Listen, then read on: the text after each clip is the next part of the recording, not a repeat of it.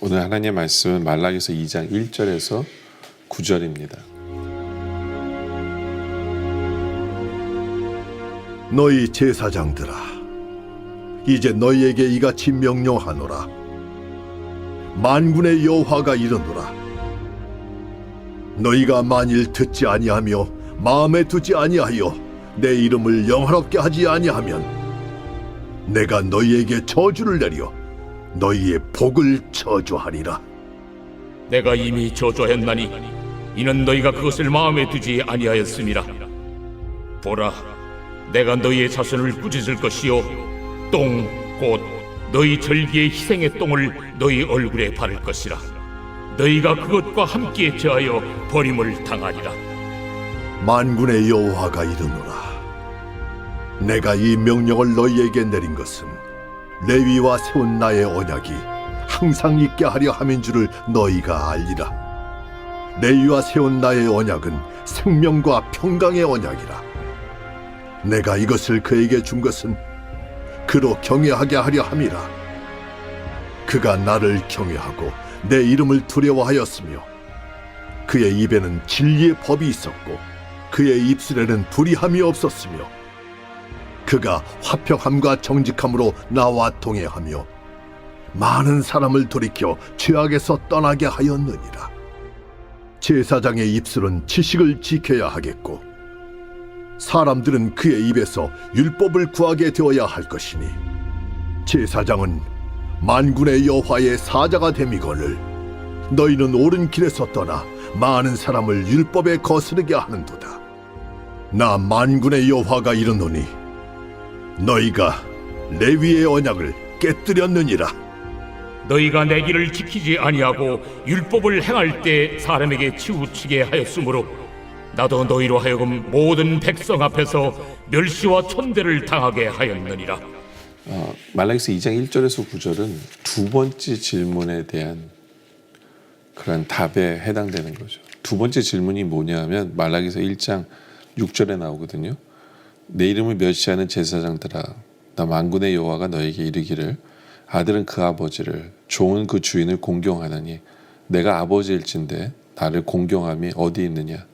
내가 주인일진데 나를 두려워함이 어디 있느냐? 하니 너희가 이르기를 우리가 어떻게 주의 이름을 멸시하였나이까 하는도다. 그렇죠? 하나님 질문하세요. 너희는 왜 나를 멸시하느냐? 나를 경외하지 않느냐? 그랬더니 자기들이 우리가 언제 그랬어요? 첫 번째 질문은 그거였죠. 내가 너희를 사랑한다 그랬더니 하나님 정말 우리 사랑하시는 건 맞아요? 그렇죠? 그랬더니 하나님이 대답을 주신 후에 그런 얘기를 하시는 거예요. 야,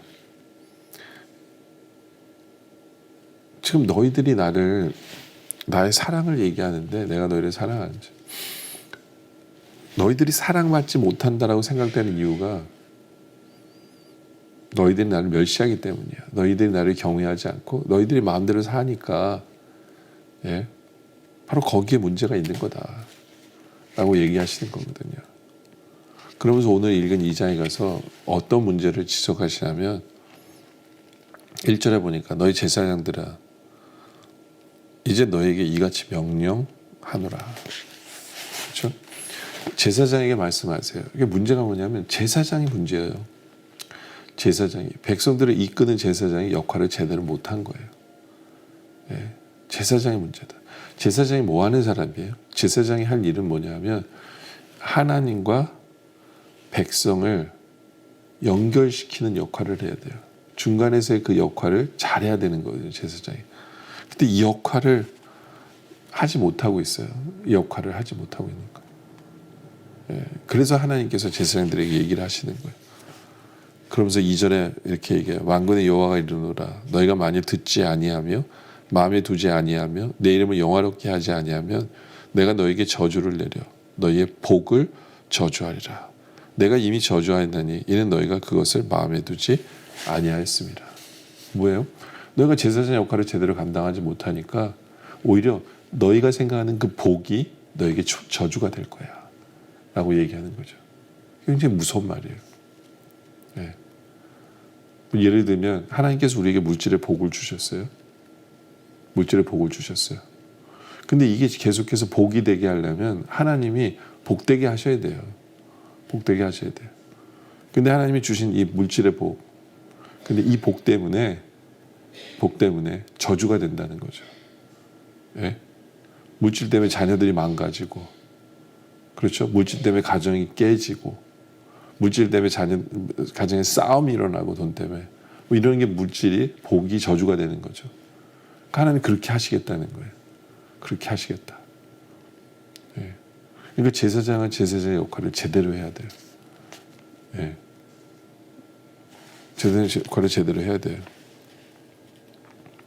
근데 제대로 못한 거죠. 예. 그 제사장 역할을 제대로 한다는 게 뭐냐 하면 4절에 보면 만군의 여호와가 이르노라 내가 이 명령을 너에게 내린 것은 레위와 세운 나의 언약이 항상 있게 하려 함인 줄을 너희가 알리라. 그게 무슨 얘기냐면 언약이 항상 있는 줄을 너희가 알려요. 하나님 말씀이거든요. 하나님 말씀. 하나님 말씀을 제대로 전하고 하나님 말씀을 제대로 가르치고 말씀을 통해서 하나님과 연결을 두도록 해야 되는데 그 일을 제대로 하지 못한 거다라는 거죠. 그렇죠? 그러니까 제사장은 제사장의 역할을 제대로 해야 돼요. 하나님과의 브릿지 역할을 우리가 제대로 해야 된다. 믿지 않는 자들에게는 전도하고 믿는 자들에게는 하나님의 말씀을 전하고 가르치는 이러한 일들을 하는 것. 그러니까 목사와의 사명이 아니라 우리 모두가 제사장이거든요. 일을 제대로 해야 된다. 그렇지 않으면 5절에 레위와 세운 나의 언약은 생명과 평강의 언약이라. 내가 이것을 그에게 준 것은 그를 경외하게 하려 함이라. 그가 나를 경외하고 내 이름을 두려워하였으며. 그러니까 생명과 평강의 언약이에요. 예. 우리에게 생명을 주고 평강을 주기 위해서. 예. 근데 이걸 잃어버리는 거죠. 이걸 잃어버리는 거예요. 제사장으로서 제사장 역할을 제대로 감당하지 못하면 예, 평강을 잃어버린다. 평강을 잃어버려. 그리고 생명의 역할을 하는 게 오잖아요. 다른 사람으로 예수를 믿게 해서 영원히 살게 하는 예, 그런 사명이 우리에게 있는데 그걸 감당하지 않으면 생명을 잃어버린 거죠. 그렇죠? 예, 평강을 잃어버리고 그 제사장 역할을 감당하지 못하면 바로 이런 모습들이 되어진다라는 거예요. 그래서 6절에 그의 입에는 진리의 법이 있었고 그의 입술에는 불의함이 없었으며 그가 화평함과 정직함으로 나와 동행하며 많은 사람을 돌이켜 죄악에서 떠나게 하였느니라. 근데 과거형이에요. 예전에 제사장들은 이런 일을 했다는 거예요. 진리의 법이 있었어요. 하나님 말씀을 제대로 전했고 그리고 입에 거짓이 없고 불의함이 없었어요. 예, 그리고 화평함과 정직함으로 하나님과 동행했어요. 그리고 많은 사람을 주님께로 인도하고 죄악에서 벗어나게 했어요. 이게 제사장의 역할이에요. 이런 제사장의 역할을 우리가 감당하고 있어야 돼요. 과거가 아니라 지금 이러한 일을 하고 있다라고 주님이 인정해 주셔야 돼요. 근데 그렇지 않다면 이게 과거형이 되고 지금은 그렇지 않다면 그렇죠? 여기 나온 우리가 복이라고 생각하는 것이 오히려 저주되게 하신다는 거예요. 예. 평강을 잃어버리게 된다는 거예요. 평강을 잃어버리게 된다. 그렇죠? 그러니까 우리가 제사장 역할을 제대로 감당하고 있는지 생각해야 돼요. 7절에 보면 제사장의 입술은 지식을 지켜야 하겠고 사람들은 그의 입에서 율법을 구하게 되어야 할 것이니 제사장은 만군의 여호와의 사자가 됨이거늘. 무슨 얘기예요? 제사장은 하나님의 말씀을 제대로 전하는 사람이어야 돼요. 하나님의 말씀을 제대로 전하고 사람들이 그 말씀을 알고 살아가도록 하는 역할을 우리가 해야 돼요. 그렇죠? 근데 그걸 안 하면 안 된다는 거죠. 그래서 8절에 너희는 옳은 길에 떠나 많은 사람을 율법에 거스르게 하는도다. 그러니까 본이 안 되는 거예요.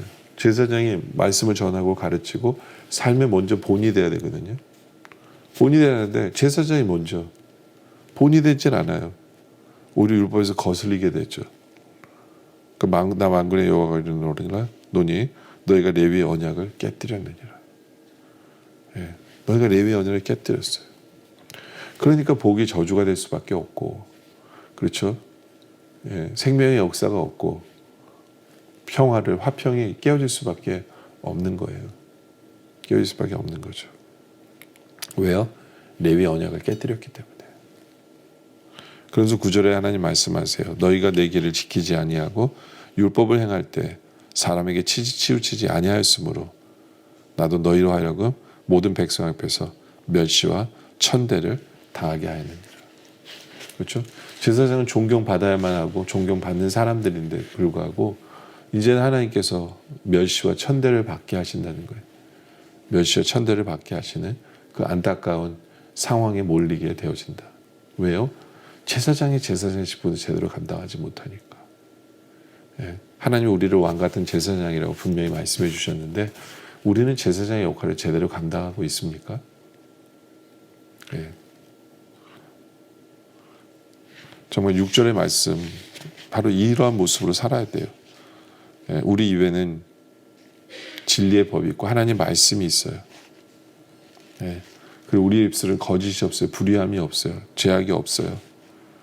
그리고 우리는 화평함, 서로 화평하고 사랑할 관계에 있어서 화평할 줄 알고 정직하고 그리고 늘 하나님과 동행해서 사람들을 죄악에서 떠나게 만드는 그렇게 쓰임받는 제사장이 바로 우리의 모습이 되기를 원해요. 그래서 제사장으로서 제대로 삶을 감당함으로 말미암아 하나님께서 내리신 복이 되어지고 그렇죠? 생명의 역사가 일어나고 예, 평안이 우리에게 넘쳐나고 멸시와 천대를 받는 것이 아니라 오히려 존경받는 하나님의 영광을 드러내는 바로 그렇게 제사장다운 삶을 살아가는 그런 우리 모두가 되어지시기를 주님의 이름으로 축원합니다. 기도드리겠습니다. 아버지 하나님, 우리를 왕같은 제사장으로 삼아주셨는데 이제 제사장의 역할을 감당하게 하여 주시옵소서. 정말 우리의 입술에 하나님의 말씀을 가지고 가르치는 사람 되게 하시옵소서. 우리의 입술에 불의가 없게 하시고 우리가 항상 사람들과 화평할 줄 알며 정직하게 하시고 하나님과 동행함으로 말미암아 사람들을 하나님께로 인도하고 사람들이 회개케 하는 바로 그런 도구가 되는 그렇게 제사장 역할을 제대로 감당하는 우리들이 되게 하여 주시옵소서. 그리하여 하나님께서 내리신 복으로 누릴 수 있는 삶을 살아가게 하여 주시옵소서. 우리 삶에 생명의 역사가 일어나고 평안을 누리는 그런 삶을 살아가는 우리들 되게 하시옵소서. 멸시와 천대가 아니라 오히려 하나님의 영광을 드러내는 그렇게 존중받는 그런 삶을 살아가는 제사장다운 삶을 살아가는 우리가 모두 되게 하여 주시옵소서. 오늘 말씀에 감사드립니다. 계속된 기도 속에 함께하여 주시옵소서. 예수님의 이름으로 기도드립니다. 아멘.